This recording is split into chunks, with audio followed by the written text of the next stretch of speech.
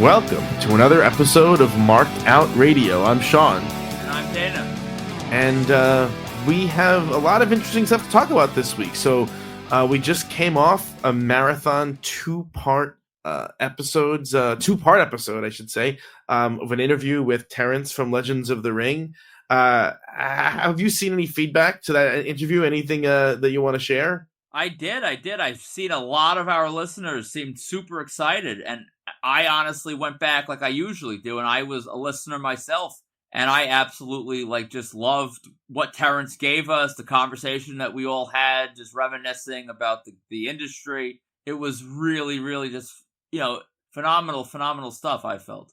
It was fun because there were a lot of the people who were commenting on the social media posts about that episode were people who we met at those cons, So IVP Videos made an appearance. Actually, the guy who, kind of we alluded to, Joe, the guy we alluded to with the story with Scott Hall, he made an appearance. So it definitely, it brought people together in a way, thinking about our old days of how we met and how we started in this hobby. So it was a really good time. I listened back, and you said you listened back also to the whole thing, and it was a lot of fun. It really was. So you've been in the interim, because we didn't actually record a show last week, so you've been kind of busy. I've been busy working and staying home and everything. You've been busy continuing the hobby, so you had a couple of things happen over the past couple of weeks. I think I missed the segment a few weeks back where we said we were going to hibernate after con season, because I've yet to slow down. I had several events. The first one was completely spontaneous. It was this past weekend. Daryl McDaniels, who was DMC from Run DMC, going back a few weeks to our NYCC episodes, I was lamenting to you, Sean, about wanting to get vinyl signed, and I wasn't sure about his policy. I checked out his table and got the price and everything. Yeah, and we doomed him to death. I think this might buy him some more life, this whole story. But a friend of mine, Bobby Apt, messaged me that morning. I woke up to a text that DMC was appearing in my town. So I jumped out of bed. I would say my wife thought I was crazy, but I think she already knows I'm crazy, so she really wasn't surprised. And I raced down to the record store, Looney Tunes, that I give free advertisement to on a monthly basis, it feels like.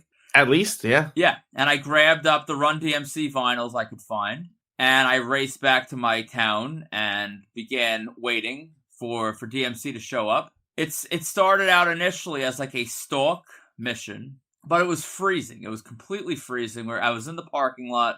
DMC pulled up as any rapper should, 1 minute early to 2 minutes late. It was right in that window where he had no time. He went right in the building, and I made the decision to just, with Bobby, to just buy tickets. I think it cost $35 to just go into the event.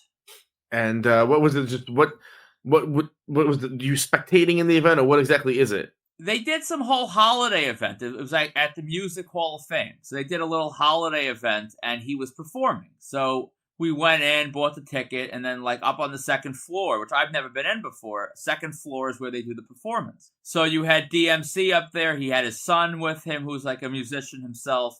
And it was extremely, extremely laid back. He was signing for everybody. You had a couple of seasoned graphers up there with really, really beautiful pieces that he was hitting beautifully. I got my 2 vinyls done with an assist from Bobby. And then he performed for 45 minutes to an hour. I was second row watching DMC perform these, complete classic hits. It was really awesome. Although I kept focusing, there was a kid in front of us. There was these parents brought this little kid who was 8 years old maybe. And it seemed like he was he had issues with loud noises. And a lot of kids, I work with kids like that. They'll have the noise canceling headphones. I'm sure You've seen those where you are, right? I have. Yeah, well, this kid didn't have any. So he is legitimately squirming in agony. He's covering his ears, and the parents are half covering the ears while enjoying the show. And I just felt bad for him, for the kid and for DMC, who has this kid front row, just dying, legitimately, just convulsing in the seat. like in pain. It was just bizarre to watch. What's the But crowd size for something like that? it was a raucous 22, 23 people. Oh, that low? Yeah, it was small. It was like a college class. It was no one there. Maybe like 30. I mean, I didn't count. Maybe like 30, but it really wasn't very many. It made me worry about the long-term viability of that venue because I mean, obviously, unless DMC's doing it for free and artists similarly do it for free for like supporting the arts, I don't know. But it wasn't super packed and it was really great. And then at the end of the show, I got a group photo with him and his son. His son was actually a pretty decent rapper, so it was a fun day overall. So there were other graphers there. This was a known venue. No, yeah, I suppose, obviously, since there were other graphers there, it must be known to some degree. I would say I was probably one of maybe 5 or 6 graphers, and then after that, you had the other, like, 20 or so in the crowd that just lined up and took photos after, and I guess got little scrap paper or whatever they had maybe signed. Yeah, I have to say, with 5 or 6 graphers in a room of 30, that's a shockingly high grapher to human ratio. I like how you differentiate from grapher and human. That's wild. I mean, events like that you run across them so infrequently that it's crazy. I know, it felt like a nice little throwback event. It was fun. So then you also had we actually had I was making fun of you for the other one because then you did a Q&A meet and greet thing with Peter Billingsley from A Christmas Story. Yes, I did. I didn't go to Chiller that year he did it. And honestly, I was sort of okay with that because I've never been a huge fan of that movie. I'm actually going to rewatch it this season just to see if maybe as a 30-something-year-old man I see it differently. I don't know. As a kid, it just never had the pizzazz of a Home Alone or Elf or Christmas Vacation. I'm going to rewatch it, but I was never a huge fan of it. Yet I spent $200 almost to go to the meet and greet because that's normal. I pulled up. It was in Patchogue, Long Island, which is about 25 minutes away from me. I pulled up and I parked in front of the theater because I wasn't staying for the show, so I didn't have to worry about long-term parking. Just to be clear, this is one of those shows where you watch the movie, do the Q&A, you get the meet and greet kind of thing. Yeah, it was billed as an evening with Peter Billingsley, not 20 seconds with Peter Billingsley as I did it. But so I immediately regretted my decision when I get out of the car and see like multiple adults dressed in like that like bunny suit. And if I had watched the movie more closely and more recently, I would actually understand more of the significance of the bunny suit, which is probably why I shouldn't have been at the event. But it was run well. Everyone was like, the lobby was filled up with the meet and greet people. I was, of course, late as I usually am for things. I was probably like 5-10 minutes late for the check-in. But I also used my marked out skills to know which door was going to open up in the lobby to let us all in to line up. And I ended up like 5th online for the meet and greet, despite being probably like 87th to walk in. So that was kind of a nice. Were there people? This is one of those things that fascinates me. Were there people? I mean, I know there were. It's kind of a loaded question, but were there people who bought tickets to an event like this but didn't buy the meet and greet? I believe so. I think at this point the meet and greet was check-in was at 5:00, meet and greet was at 6:00, and I think the damn show started at I think 8:00, which I don't understand how it's possible. Like, I feel like all photos must have been done by 7. So what the hell were you doing from 7 till 8? I have no idea. But I believe, yes, there were tickets sold without the meet and greet option. It was not a sellout. Even the meet and greet had, I think at one point the meet and greet was sold out, and then it looks like they added additional spots. It was not a sellout by any stretch, but from the seating charts, it looked like there were a number of people that bought just to sit in the audience, watch the movie that is on TBS 24 hours a day on Christmas. And then I guess to see Peter Billingsley up on stage and talk about the movie. Talk about maybe they were interested in his other career work besides A Christmas Story. I mean, yes, he was an elf in Elf. I think he was an elf. He did some little bit part. So how was the actual experience? Well, the second I walked in, they announced that he was doing forced personalization. Well, they didn't call it forced personalizations. They were just saying that you could put your name on a post-it note to have it personalized. And I forget exactly how they worded it, but it was clear you didn't have a choice. So I said to the guy checking in, who we know from Looney Tunes, it's that Looney Tunes guy who, as you know, works there. And he explained to me that that's his policy, that everything must be personalized. And if you don't want it, just make sure you put the person's name on it that you were planning on, gifting it to. And that made me chuckle to myself. I was wondering how old Peter would respond to eBay, or so. I was thinking if there was something like movie connected that could still make it like sellable, like to whatever the name of the person with that gun he wanted. I was running through my head. I'm like, what could I do to make this thing sellable? Because I was expecting it to be a completely awful print of To Santa. Yeah, that's what I was actually thinking of. To Santa. That's one I was contemplating. I had my own print of the movie poster, and it turned out the poster they were giving out was the movie poster. It was the same print. So at that point, I'm like, screw it. I'm not going to even fight the personalization. I'm not going to make it To Santa. I wanted the print anyway, so I will just take it. So I just took it with my name. Interestingly enough, when I got up to the table, he said like, "Oh, personalized." And at that point, I'm like, should I just halt the brakes and be like, "No, don't"? And then I figured I'm not going to sell the damn thing anyway. And I thought maybe he would give me a crappy graph or not do the character name or something because he's a weirdo. The whole thing with him is fascinating. He swore up and down the Chiller thing was his. Well, I shouldn't say he swore. The agent guy. What's his name? The guy from the movie, Scott Schwartz. Yeah. They billed Chiller as his one appearance ever. That was it. Get him now. But yet everything he's doing is to protect the value that you would think he plans on utilizing. This tour shows he planned on utilizing it. But, one time only. That's like the ultimate carny card right there. Yeah, it's all a carnival, man. So you get up there, you get your forced personalized poster, you get they do the autograph and the op back to back, or do they make you go through twice? Back to back, but what they did that I thought was foolish, they had the table where he signed. It was like one of the bar style tables. They had it like 20 feet away from the backdrop. So he's walking back and forth, back and forth.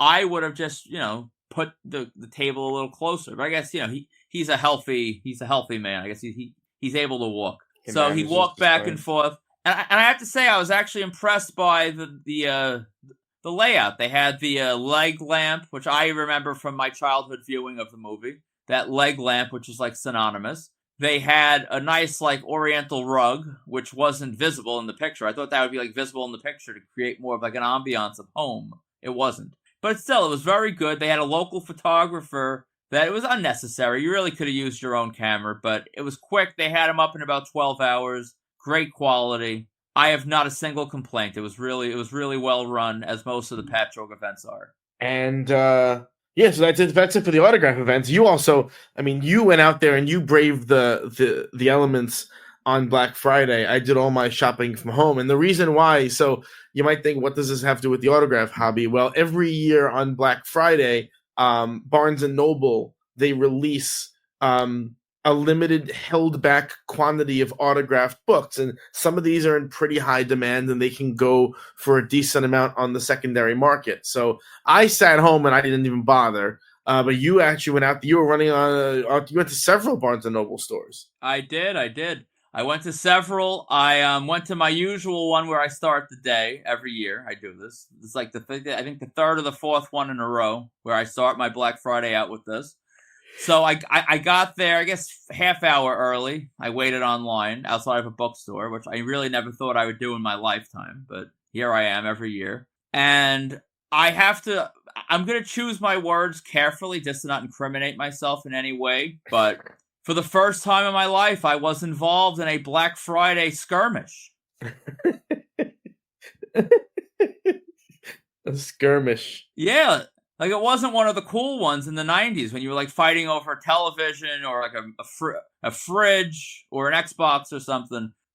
This was over a Keanu Reeves signed book, which is a little less cool. But there was a skirmish. A guy, I'm not going to name any names, but a guy who I know from the streets in the graphing world, he showed up late to the party. Usually he's ahead of me on the line. He was behind me on the line. And the doors opened. There was one guy in the line that was insanely annoying. This guy was super annoying, asking all these stupid questions. The people on the line that will like play clueless and dumb, and like they know damn well what's going on, and they have their own Yep. plan. Yeah. So I Uh-huh. had this old guy, and I brought my mom. I didn't bring my wife because she's not a morning person. And with the skirmish, it's actually a good thing I didn't, because she would have joined in. It would have been a whole thing. But I brought my mom to be an extra set of hands. So he's yammering, "What are we doing? What is everyone waiting for?" Just annoying stuff. I was trying to be calm. I wasn't mean to him. I did tell him that we were all going to just buy all the Harry Potter books. That was the hot item this year. And everyone else in the line found it funny. He just sort of looked at me. But the doors open at 8.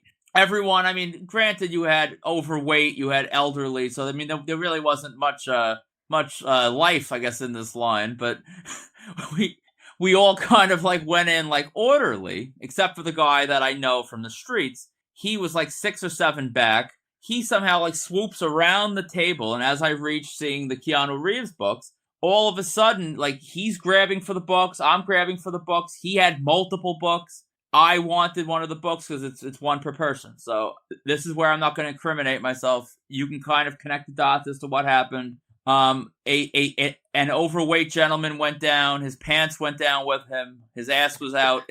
He went down. He fell. He hit the ground. He fell on the ground. His pants went down to the point I actually pondered if he was like if he went commando Black Friday shopping. I didn't see any underwear. I just saw sweats down. I saw ass cheeks. Like, he was out. Oh, no. His penis might have even been out. Like, if I saw that side of him. Luckily, I didn't. Do I have to bleep penis to keep the rating on YouTube? I don't even know. I'm just gonna let it roll. Let it roll. All right. I think there's got to be some medical ones talking about that on a medical podcast. It's got to be okay. Anyway, so coffee. Someone dropped their coffee. Books are falling on the ground. I ended up getting my book. I kind of got caught up in the moment. I wanted the other book. Words were exchanged, mostly from me. He then yelled to the manager, trying to get me in trouble. At that point, I'm like, I got to get away from this before I get arrested. Nothing criminal was done. I swear. That was it. I can't say anything else to not incriminate myself, but it was good. I got all the books. The few I got to sell, I have not sold. They might be going back to. I got those those Miss Rachel books. I thought there was demand for that. Apparently not. So I'm gonna give them like 2 more weeks, and then they're gonna go right back to Barnes and Noble. But I did get some cool ones for my collection. I got Keanu Reeves. I got Hillary Clinton. Tom Selleck, which is probably useless. I got a couple. It wasn't bad. And then I went to a couple other stores. I won't divulge their locations, but I got a couple more books. I have a couple Keanu's. And the market is so terrible after Thanksgiving, I'm not even going to look to put them on eBay, except for Rachel. Miss Rachel's up. But the stuff that actually has real value, I'm going to hold, indefinitely. Wow. And so, yeah, you had a whole adventure. I mean, I did not. The only autograph related purchase I made was on BarnesandNoble.com. They briefly listed some Bill Clinton signed books for pre-order on the website, and we thought they were all going to get canceled, but they all shipped. And so, and those were not available in stores, were they? No, I'll tell you. My Bill Clinton may have been signed like mid-session with Monica, because that was a bad signature. I don't know what the hell he was doing. I mean, he's very old. I guess that is fair, but it was like one of the worst ones I've seen. Like, I don't care. It's another president in my collection, but it's bad. Yeah, I got 2. Because anytime I order anything, I always order 2 just in case something comes bad or breaks or whatever. And also made it free shipping. But one looks really good and one of them is not as good, but both are reasonable. And so I'm happy with my Clintons. So yeah. So we actually we have a couple things coming up in the near future that are kind of interesting. We mentioned before a couple episodes ago, we talked about the memorial, the Macaulay Culkin meet and greet event. So those have actually begun. That tour has started around the country. I think there was one date that was canceled due to the weather. Right? Funny enough, I think Buffalo happened because I mean it's literally Buffalo. I'm sure they must have tunneled Macaulay Culkin through the ice. Like, I don't think Buffalo cancels anything for snow. But Erie, I think it was Erie, Oh, it's Pennsylvania. Erie? Okay. They got canceled. And funny enough, that was Class 316's that was Class's meet and greet. So Poor guy. he had to schlep to Louisville, Kentucky. So Louisville happened, and we actually got a little bit of feedback about the event via Instagram. Someone sent a DM. So you want to read the post we got, or the DM we got? It was from King Tio 84 on Instagram. We've been having a little correspondence just about how it's been going with the meet and greets, if we've heard anything. And he actually ended up going before us. He said the Macaulay Culkin event in Louisville was good. Q&A was better than expected, and he seemed to be very nice with everyone at the meet and greet. Also saw a couple of your fellow New York photo op guys there. I'm assuming one of those was Class. Statistically speaking, he does stand out. He stands out. Oh yeah, Class was in the building. But thank you for sending that in, King Tio. We absolutely love just getting all sorts of engagement and feedback. And it's I actually remarked to you the first night, the Buffalo one, I sent you screenshots, and I said, he's having fun. He's crouching down talking to kids. He's laughing with women. He's hugging guys.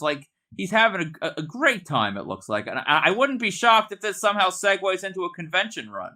Yeah, you had said that to me, that he looked like he was having enough of a good time that this could possibly signal a con run, which honestly, this is where the sickness of the hobby comes in, because on one level you're like, cool, a con run, and on another level you're like, oh man, then I just wasted $250 on this event that's not worth it, because I'll be able to get it cheaper or better or whatever at a con. So there's always that little nagging doubt in your head. But yeah, thanks King Tio for that. And of course, anyone else who has any other experiences or any other with the Macaulay Culkin event or any other event, feel free to send it in, and we'll be happy to read it on the air. So if you're shopping for autographs, check out www.markedoutcollectibles.com or our eBay store at Marked Out Collectibles.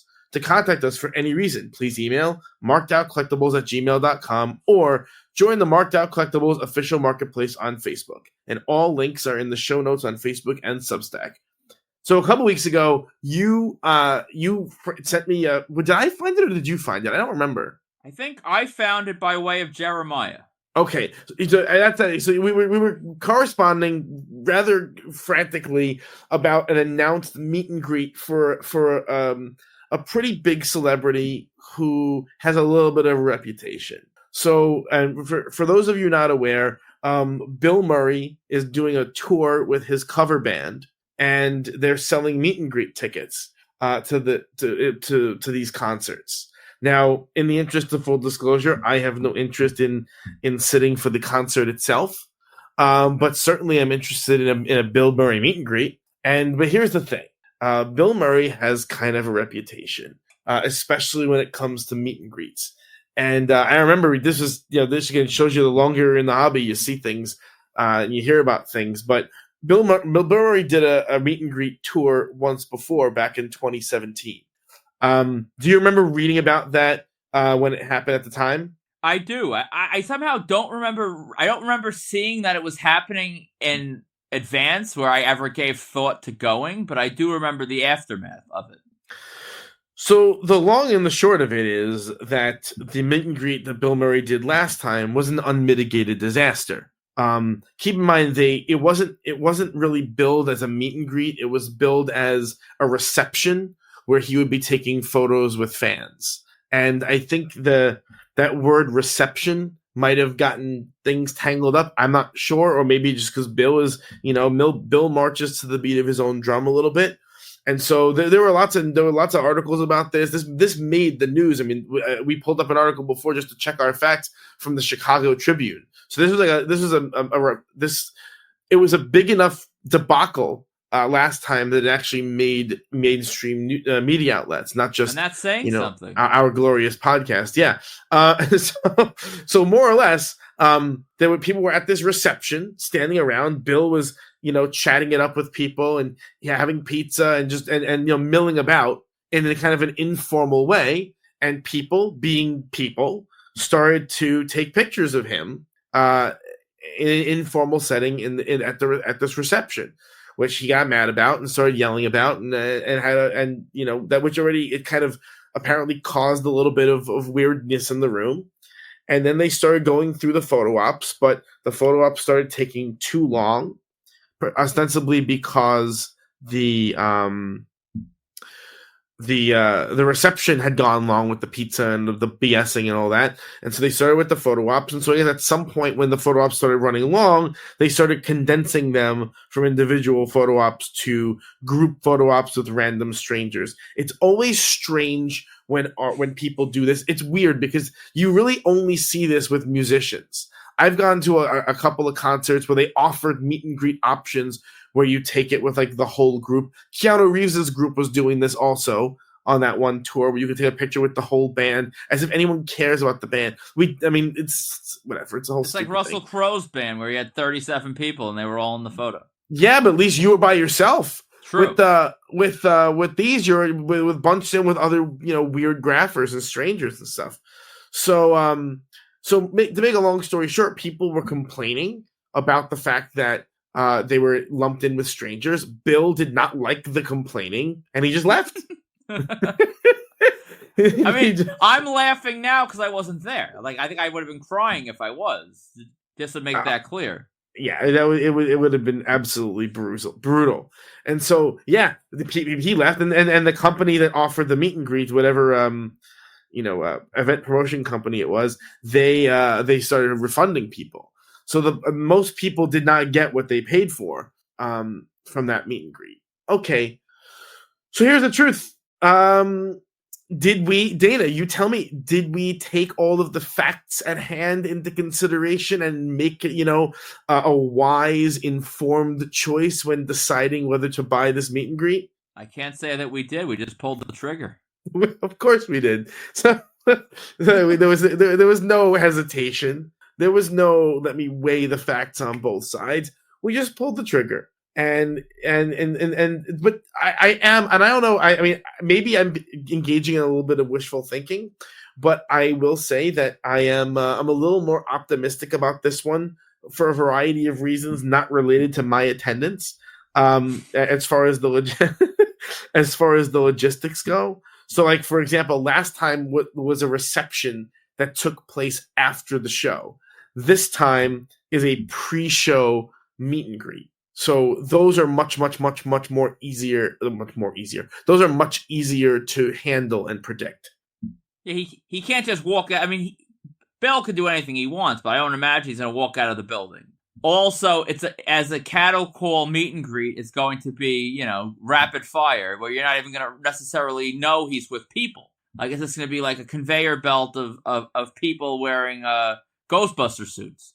That's honestly my concern. All the packs and the costumes. If he thinks that people are coming to see the modern day Mozart in action, and he realizes it's really just Ghostbuster fans wanting to rub elbows with their favorite Ghostbuster, that might hit his old ego. I don't know.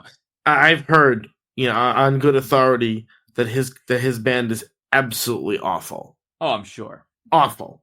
In the same way that Russell Crowe's was absolutely awful. I mean, to be fair, we didn't hear a single note of that performance. But you're with me on also not sticking around for Bill Murray. No. His band is called what? The Blood Brothers? Is that what that is? I think that's what it is. I think that's what it's called. Okay. It's a cover band. There's no original music being played. But I'm saying you know damn well he sliced open all of their palms, and they're literally blood brothers. I'm sure of it. With Bill Murray, he's not half-assing that title. It's not something that I think is going to be that particularly good. But fortunately, we're not gonna see it. And I'm hoping they have the most cattle call of all cattle call meet and greets before the show. It's going to be a line, and we're going to move to that line as quickly as humanly possible. Boom, boom, boom, boom, boom. One after the. I mean, I remember back years ago, I went to a creation show with Leonard Nimoy as the headliner, and they got through about 800 photo ops in 30 minutes. That's the kind of cattle call I want for Bill Murray. Did you check Did they sell out of these tickets? Yes, they did, because Ira ended up getting screwed. He's going to the one up in like the Westchester area. Wow. They sold out, and I assume you're not bringing some Ghostbuster full size poster. You're not expecting him to hit any merch here, are you? Oh God, no. I mean, in fact, that's the kind of thing you're just asking for trouble. Oh yeah. I actually hope he's not, because that would be the type of thing that would piss him off. Yeah. I mean, it would be a mess. So, we kind of use this opportunity to talk about and segue into a question of, how celebrities ought to behave, or how people expect them to behave at paid meet and greets, because we and this is kind of a continuation of the conversation from a few months ago. But with Bill Murray, we're expecting to get individual photo ops because that's what we're paying for. And in general, when you buy these meet and greets, it's so funny because a very, very short few years ago, if you bought a meet and greet to a performance, there was a couple of bullet points as to what the rules were, but these days there are so many more. And there's so many more bullet points and so many more rules about what meet and greets look like. And there's lots of debates. There's lots of debates online about what exactly you're entitled to, or what you ought to be entitled to at a meet and greet. So for something like this, we bought these. We're gonna say straight up, we bought these tickets under the pretense that Bill was going to take individual photo ops with people, because that's what a photo op is, and that's what it's. That's how it was advertised. Well, it didn't use the word individual, which kind of left you a little bit hesitant. What's your reaction going to be if they force us into groups of strangers? I mean, that's like nightmare fuel as far as this hobby goes. Like, that's like the absolute worst case scenario. I think if somehow if a jet plane crashes into the venue while we're inside, that would be like the only thing worse than being put in a group of strangers for photo ops. So can you just to the non-insane person who's listening to this, can you explain why that's the case? Why for us that would be the worst case scenario? Well, if you use marked out rules that were mostly coined by Class 316, if we are, let's say you have Bill Murray and then you have 7 schlubs from the line that you never saw before, and then you are on the end, you only have a valid photo with the person that you are directly next to. If you would have to be touching, rubbing elbows on one side or the other with Bill by those rules, or else the whole thing is out the window. It's bad. I'm not quite that extreme. If it was a group of people I knew, like friends, family, whatever, it wouldn't be that bad. But the idea of having strangers in your photo, even if you're next to them, it wouldn't matter. You just crop it. But if you have any stranger between you and the Bill, it's terrible. And I don't think I did anything to make it seem less crazy to the the casuals out there. Well, I also think that I think it's important for people to understand, if we get there and Bill decides not to do the meet and greet, we'll get our money back and we'll go home. Yeah. But the reason what would be terrible is if he decided to do group ops, we would not get our money back. We'd have to still pay, or at least have to fight to get our money back. Yeah, because that is a meet and greet. Yeah, and just not receive what you want. So that's why, as deranged as this sounds, doing group ops is actually worse for us than simply canceling the event altogether, or some kind of terrorist attack or something. It would really be bad to have to deal with that, because it would be out money. We wouldn't be happy with the product. Yeah. And that would be the end of it. So honestly, you might see another Black Friday skirmish if it's a situation where you gotta jockey for position. If you have a chance to get next to Bill, you gotta Oh yeah, I mean yeah. Here's the problem though. Knowing my luck, I would get. How can I say this delicately? I would get put in a group with someone who you couldn't argue with. It would be like social suicide to argue with them. That would be my luck. Someone who just walks in and barges over, and they're taking their spot, and you're gonna want to roll the wheelchair out of the way or something. That's what I was gonna say. You'll be in the wheelchair line somehow. 100%, not even a doubt. I would absolutely be in there with a wheelchair or some other catastrophe, and I have to just deal with it. It's actually funny talking about meet and greets. I didn't even mention a couple weeks ago. I went to a show with the band Saves the Day from New Jersey, and I got a meet and greet. And it was actually a really fun. I don't know if I even told you about this meet and greet. You didn't. It was really fun. It was very vague, kind of what, but it said you get a photo with the band, you get a signed set list, and it's a trivia game. Okay, I'm like, what is trivia game? I don't know what it is. Well, you'll appreciate this. It was at a smaller venue on Long Island. It was at Mulcahy's. There were 5 total VIPs. Okay, so they had 2 levels of VIP. They had one level with individual photos with the band and signed set list and trivia game. Then they had the lower level was group photo with the band and like a signed poster. And I didn't even pay that much more. I paid like $20 more. It was baffling why anyone would pay the lower one. But anyway, and I get up there, I do my individual photo op, I get my signed set list. They're very nice. And then I'm like, well, what is this trivia game? So what they did was there were 5 members of the band. There were 5 people who bought the VIPs. We each teamed up with a member of the band, and we got a whiteboard with a marker. And they got one of the roadies asked trivia questions, and we would write our answers on the whiteboard, and they would kept track. They kept score, and then the winner, like the lead singer of the band, drew like a special thing on the whiteboard, and the band took an extra photo op with the winner of the trivia game, which was like it was like this whole. It was like this 20-minute thing. It was really cool. It was really funny. And, I'm in those kind of situations, I am very quiet. So I only, it was a weird thing. I didn't really know what to say in these, because it was the 5 band members and the 5 VIPs and like 2 roadies, and that's it. And so I really didn't know what to say, because I'm not going to sit there and like fawn over these guys who are my age. It's strange, Yeah. So I was kind of just standing there. I'm like, oh, so where you're from? You don't really know what to say. But a couple of the guys who had bought VIPs were like really fawning. They were really like over the top.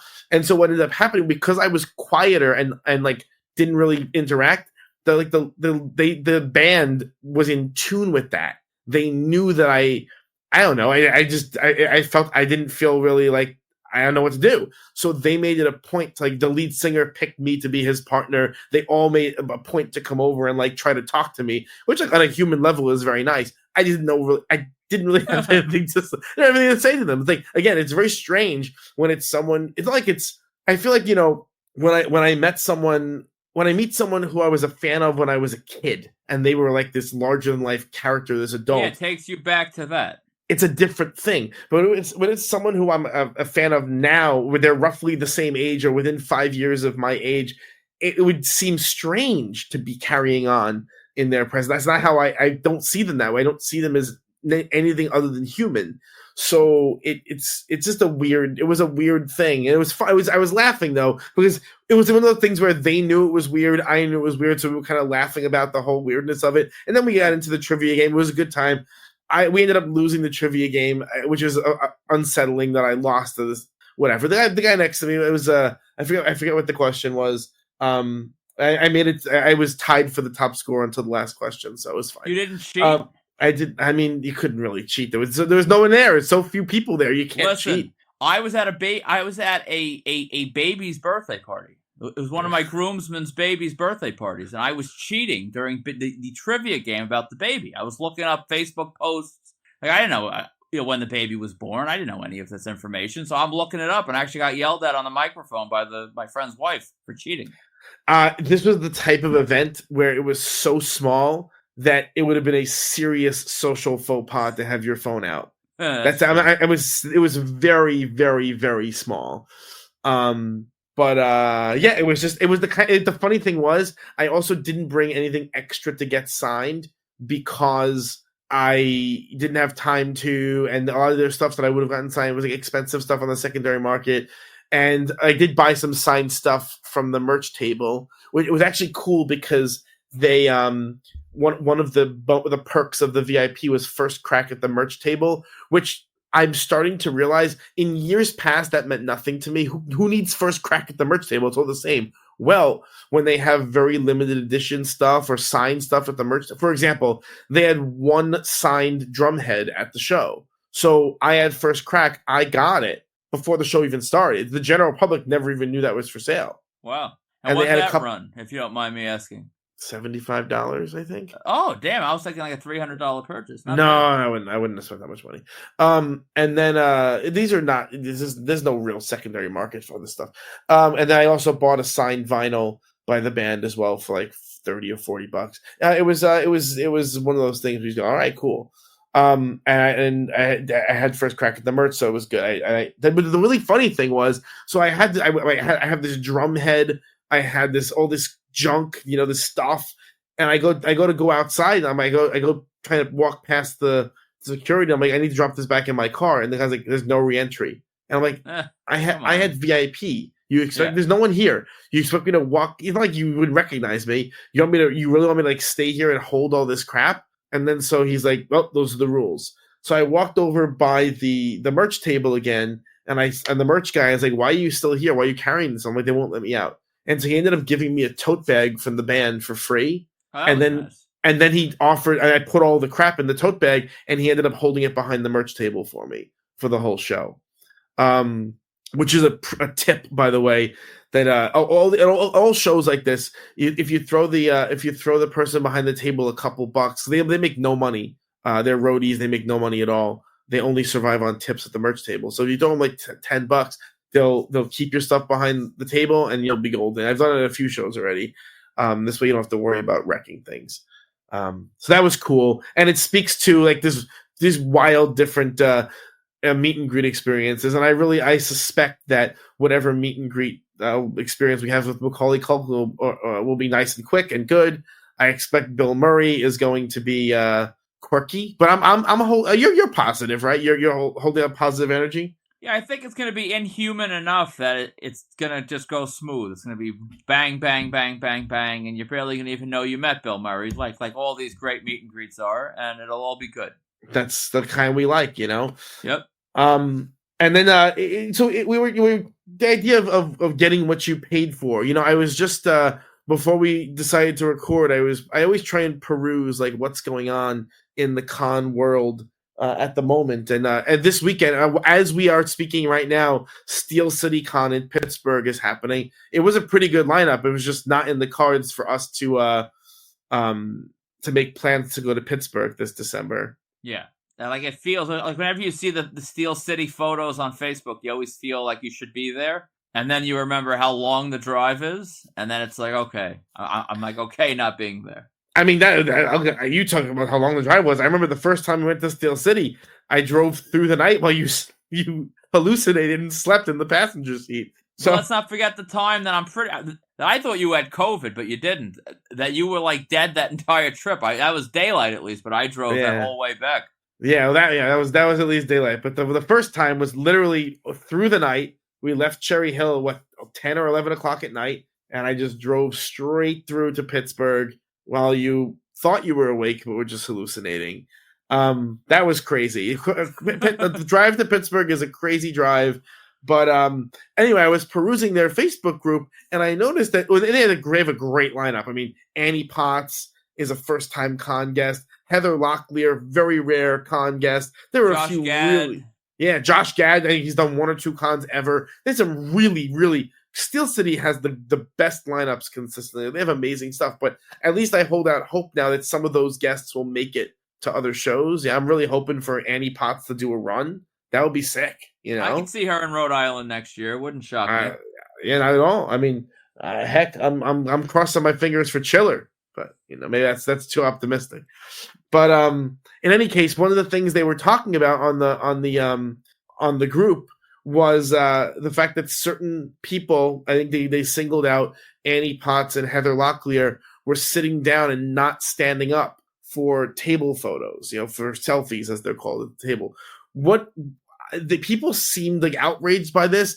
Am I crazy, or it's pretty common people don't get up for these things? No. Yeah, there's like it's never the best one. You always hope it's not like this, but it's acceptable in my definition when you take a selfie at the table for it to be a lean over selfie. Like there's people that do that. And if you want the more posed, professional looking photo, pay for the pro op. Like, that's why there's an option for a pro op. So to me, anything you get with a selfie is fine. That being said, when people are charging $80 for a selfie, it is kind of distasteful to not take the extra little bit of effort and make it good.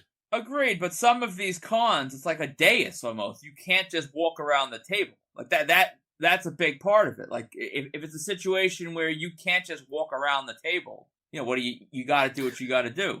Yeah, I saw the shots at Steel. They could have walked around the table. Yeah, in that case they could have. I remember NYCC. There were times that they had it laid out in a way that you really couldn't if you were like in the middle of whatever. It was hard to get around. Yeah, I don't know. I mean, I was arguing. I was trying to generate some content. So I was arguing with this woman, because she's like, because there are these people, and they're just so weird. They get on to when anytime anyone criticizes any of these guests at shows, they're like, celebrities are people too. You're being ableist because they may not be able to stand. I mean, it's just this ridiculous thing where it's like, I know Annie Potts can stand just fine. Heather Locklear can stand just fine. They didn't want to do it because they have to get up and down a lot of times. It's annoying, right?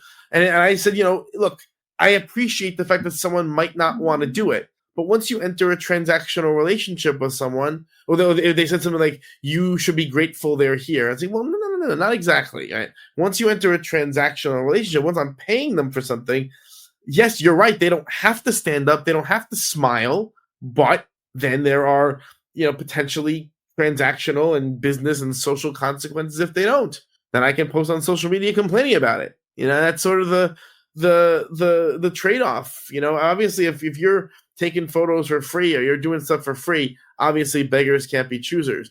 When you're charging $80 or $100 to snap a selfie, I do think people have the right to complain about what that looks like. It's kind of like when you're charging $80 or $100 for an autograph and people give you a hard time with switching a pen. Agreed, but at the same time, I mean, on average, you can see while you're in line, you could see what that photo looks like. If the table selfie looks bad for whatever reason, then that's when you run up to that pro op booth and buy your pro op, which, I mean, that could look bad as well for a multitude of reasons.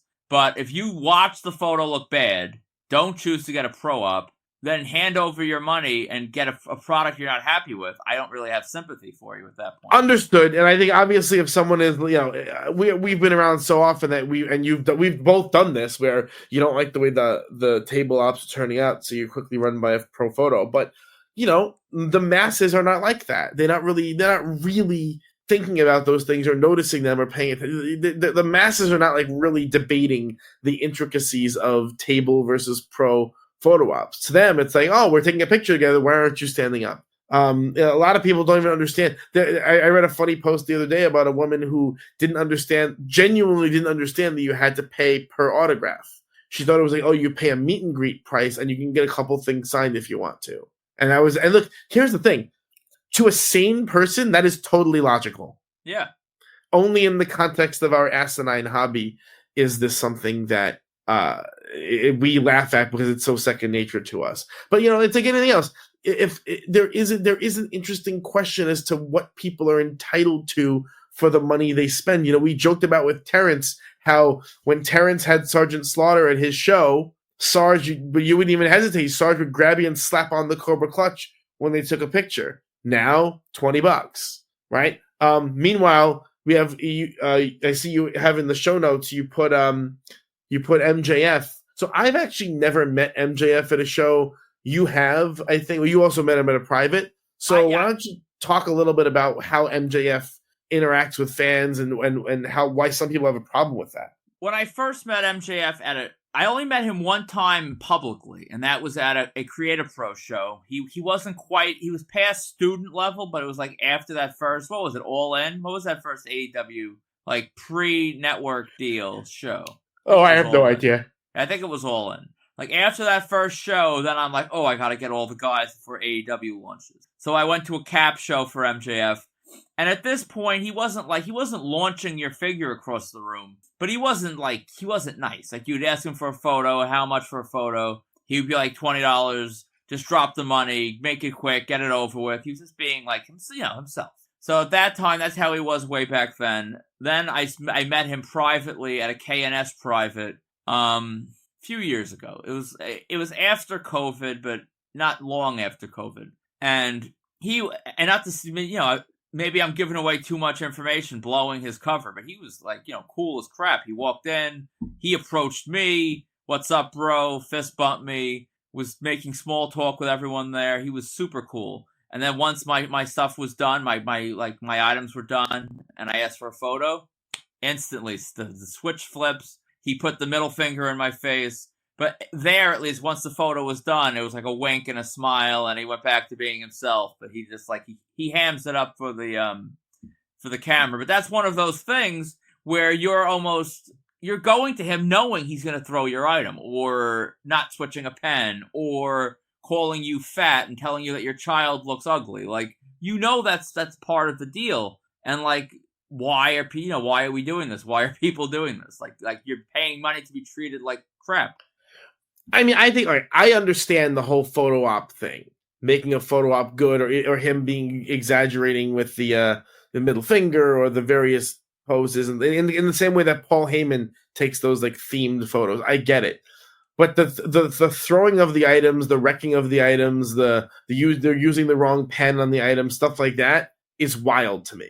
That's wild, because there's something about taking people's money and not giving them something for it that really just bothers me. And let me just peel back the curtain a little bit. We've had, I think, 2 different opportunities to do inventory with MJF privately. The prices have been pretty good.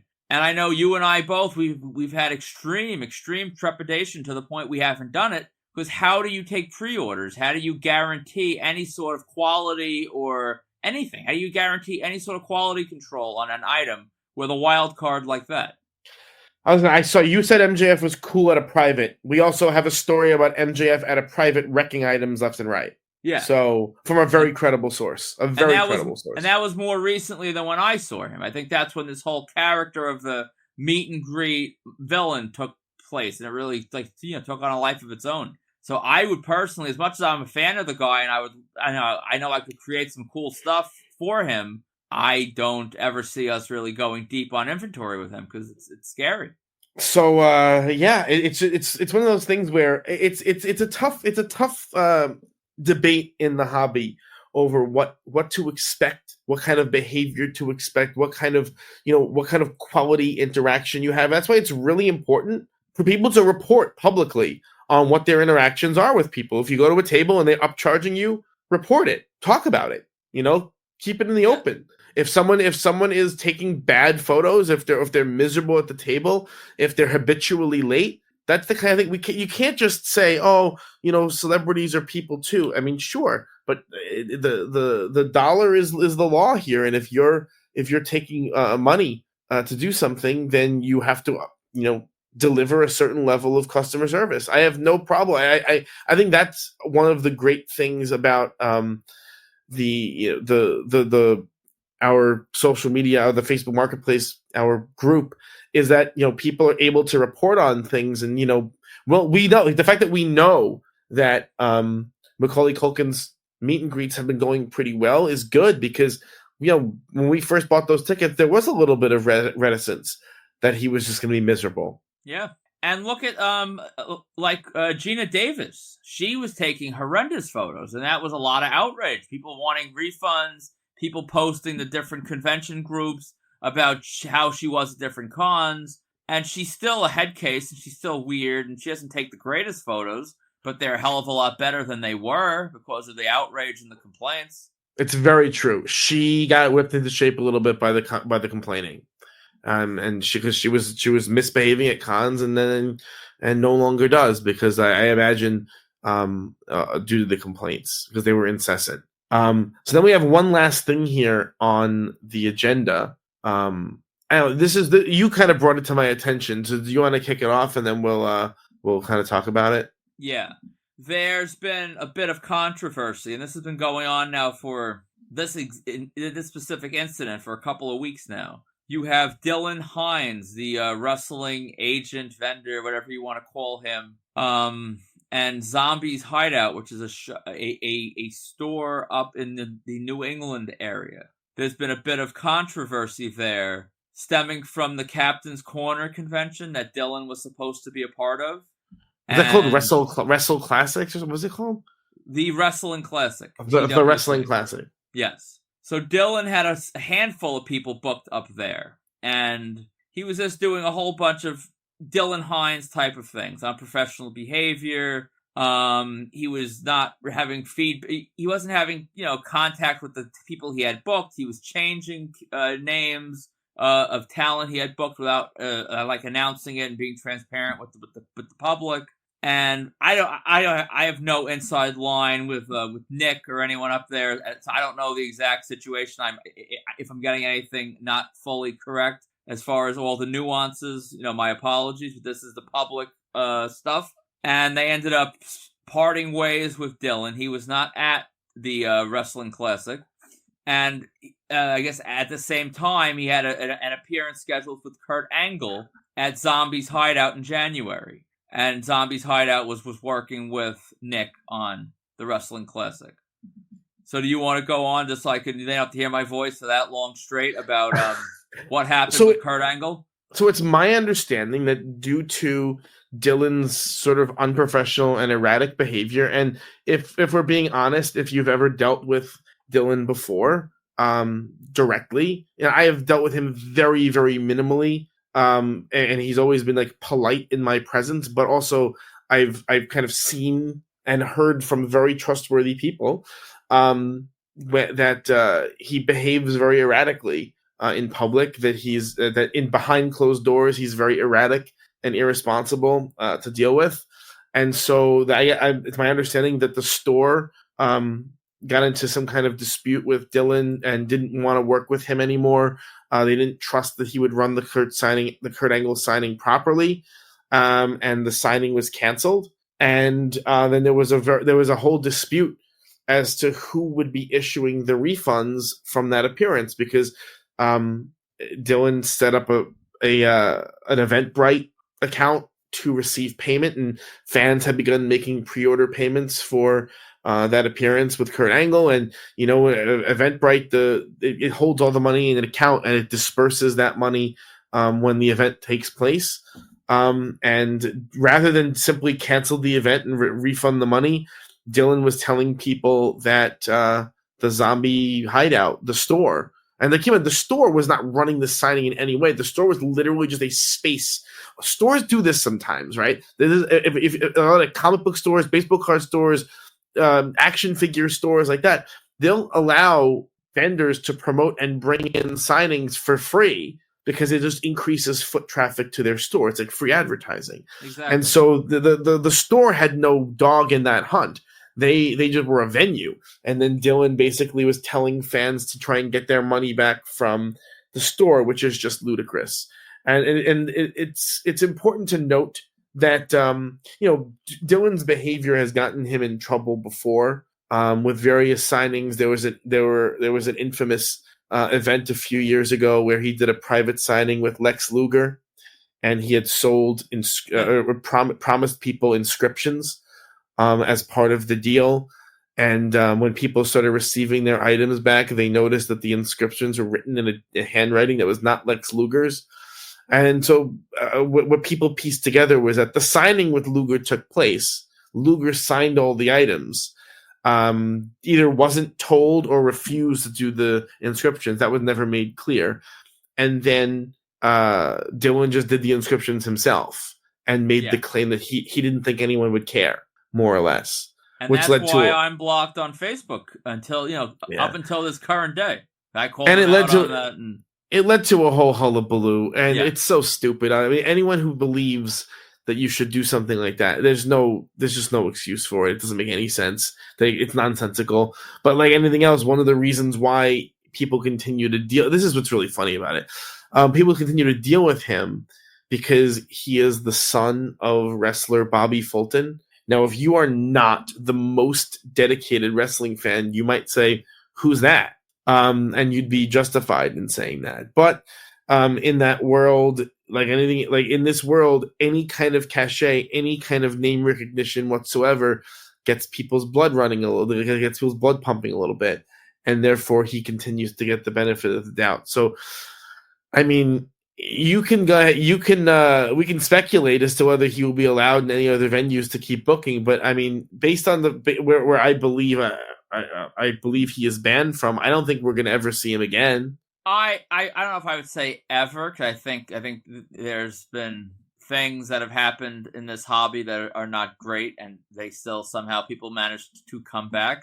I will echo what I said on the Facebook group discussion about this, where I almost blame any institution, any business, any company that works with him, more so almost than him, because this is who he is. We know who he is. So if you're putting him in a position to rip off your customers, I feel like you owe some degree of the blame. Not that you owe the refunds. That's obviously on him. Everything Zombies Hideout said and did, seemed to me to be warranted. But you gotta know this is who you're working with. You can't give him an opportunity to make you look bad by not refunding for an event at your location.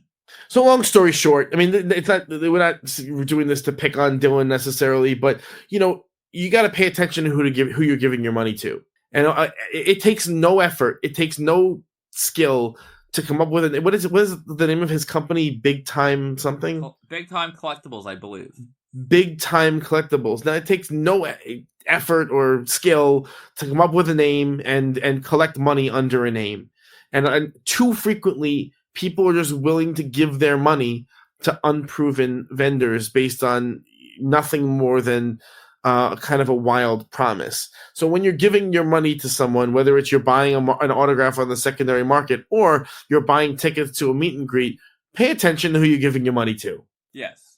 Because some of these people are just ridiculous creatures who should not be let out of their cage. Never mind collecting money and running public events. Yeah, and if you're a vendor or a business, be aware of who you let advertise with your branding, with your location, because, maybe the savvy person, people that listen to this podcast will see the difference, but to a regular person that's in the area, if something goes horribly wrong at your location, they're going to blame you. They're not going to say, oh, well, that was someone else just, running in that venue. No one's going to think that. You are whoever is running in your store to a lot of people. So we actually have something really exciting coming up. I'm not going to pretend that I had too much to do with this. I mean, I did have a little at the beginning, but this is mostly your idea, so I do want you to talk about it. But we kind of have a cool opportunity coming up. So many of you may be aware, many of you may not. But WWE is starting kind of a new farm system or a new talent scouting system where they're identifying independent wrestlers as prospects, I guess is the word, and they're labeling them as WWE ID prospects. And what's kind of funny, so you guys might not realize this, but Dana kind of makes a game out of trying to figure out who the big prospects are going to be in the next year or two. And so many of the names that he had on his internal list that we have for people who are going to be big in the future immediately got signed to this prospects list. It was actually really funny to say. So why don't you say what we have coming up with a bunch of these WWID prospects? Yeah, I'm extremely excited about this. That's honestly all I've been doing for the last week, as far as like this. I'm either talking to the talent or I'm doing the edits and all sorts of things with that. But we have in sometime in December, we just want to get everything, like we're trying to give a little bit of a window for pre-orders, and with the holidays coming up, I'm trying to get this done before Christmas. We have Bryce Donovan and Aaron Rourke, who are local Long Island guys on the WWE ID talent roster. We are going to get that squared away. If not before Christmas, it'll be right after the holidays. They're excited. They're ready to rock and roll. And then in January, with Pro Wrestling Junkies, they make those awesome trading cards, and they are now running their first ever show. Independent wrestling show. Independent wrestling show, yes, in New Jersey. Let me make sure I have the date right. Independent wrestling show on January 26th. It is called PWJ Damaged Goods. And that show is I can't even get into the matches. He hasn't announced them yet, but the matches are going to be great. We are going to be vending. We're going to be doing signings, private signings. All sorts of stuff. It's going to be a great night in New Jersey. And that night we have Zeta Steel, Jackson Drake, who you picked out months and months ago. Yeah. And we've struck. A lot of these independent guys, they're tough to get in touch with. We tried to get in touch with Jackson Drake a few months ago, so we got it done through Pro Wrestling Junkies finally. Yes, and then also Marcus Mathers from the WWE ID pool. We have five WWE ID prospects that we're going to be doing signings with, and what's super cool about it is that we are creating a line of limited run WWE ID promos for these talents. So we have a special bundle deal on sale on the website if you buy all 5. But these are limited run prints. They're a similar design. They're super cool. Dana did the design. And so the plan for us is to continue to get these WWE ID talents and have them sign these limited run promos that are going to commemorate their run as a WWE ID signed talent. And the idea is if you buy these promos and you hold on to them, some of these people will be on TV, maybe not tomorrow, but in the next 3 to 5 years, and you will have the first ever signed promos of these talents. So it's really cool. We're really happy to roll these out. Yeah, just to explain a little bit more about how we're numbering these, the all prints. Like for example, Zeta Steel was the first one. So we like you've heard of like for the promo collectors, you know this more, but there's like little numbers to keep track of the set.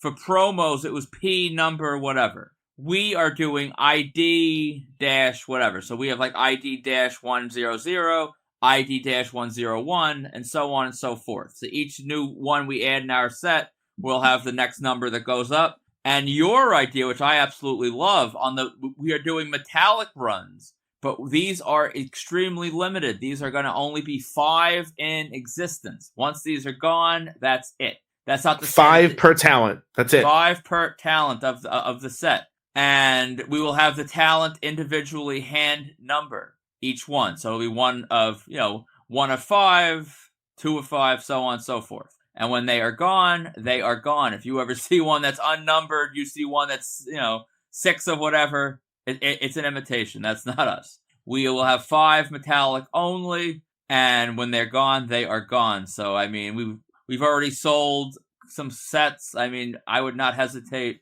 to make those orders. And I just want to say this in general, this was honestly like when we started this whole company, I knew at least initially we were not going to be able to, we're not booking Stone Cold Steve Austin. Like we're not. And we've gotten into the reasons why.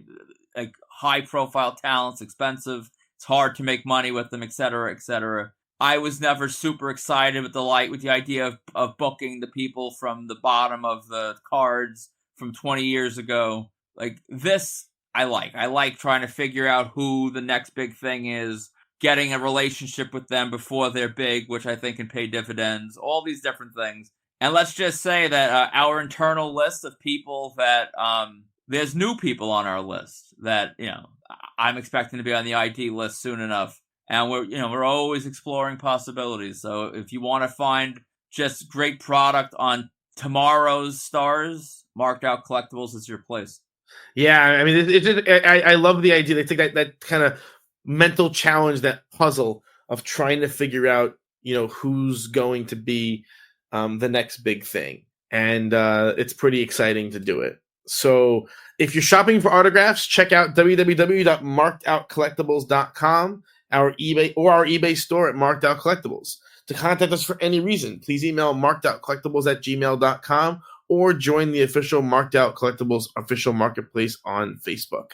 Also, if you like what you hear and you want to keep hearing it, please give us subscribe on YouTube, Spotify, or Apple Podcast, And please leave us a rating. You can leave us a rating on Spotify. You can leave us a rating on Apple Podcasts. You can leave us a review on Apple Podcasts. You can also comment or like our individual episodes on YouTube. And as people continue to do that, our numbers continue to grow every week. And then, the more our listenership grows, the more guests who'll be willing to come on the podcast. And we have a couple of interesting irons in the fire for sure that are coming up in the near future.